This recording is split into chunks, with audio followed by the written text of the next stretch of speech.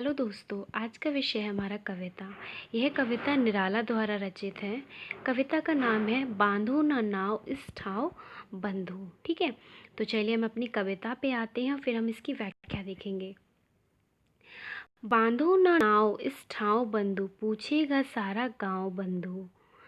यह घाट वही है जिस पर हंसकर वह कभी नहाती थी धंसकर, आंखें रह जाती थी फंसकर, कांपते थे दोनों पाँव बंधु। तो इसकी व्याख्या क्या है?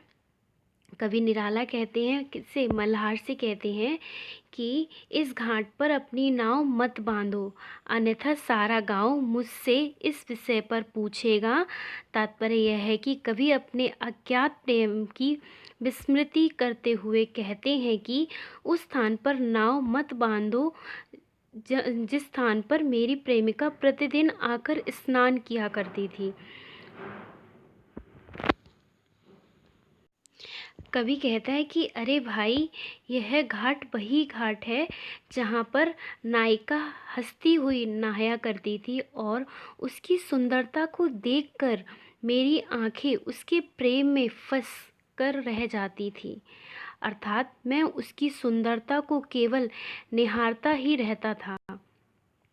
हालांकि इस बहस से कि कोई मुझे देख ना ले, मेरी टांगें थरथर कांपती रहती थी, फिर भी उसे देखने का मोह मैं छोड़ नहीं पाता था। तो फ्रेंड्स, ये है इन पंक्तियों की व्याख्या। आगे है हमारी पंक्तियाँ। वह हंसती हुई कुछ कहती थी, फिर भी अपने में रहती थी, सबकी सुनती थी, सहती थी, देती थी सबके ताऊ बंधु। तो इसकी व्याख्या क्या है? कवि कहते हैं कि उनकी प्रेमिका भी उनसे प्रेम करती थी, लेकिन उस प्रेम की अभिव्यक्ति नहीं दे पाई। निराला जी कहते हैं कि उसकी हंसी बहुत से प्रश्नों का उत्तर देती है, फिर भी उसने स्वयं को सीमा में ही रखा। वह सबकी सुनती थी और सब कुछ सहती थी तथा सबके सवालों का जवाब बहुत ही सहजता से देती है। कहने का तात्पर्य यही है कि वह हंसती हुई तथा सबकी सुनती और सहती हुई अपनी उपस्थिति और शक्ति का आभास सबको करा देती थी। तो फ्रेंड्स, ये है हमारी बांधो ना नाव बंधु की कविता और उसकी कुछ व्याख्या।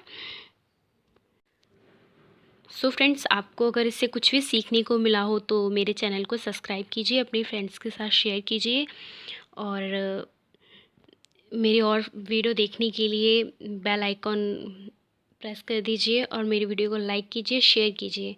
Okay friends, thank you for watching. Bye.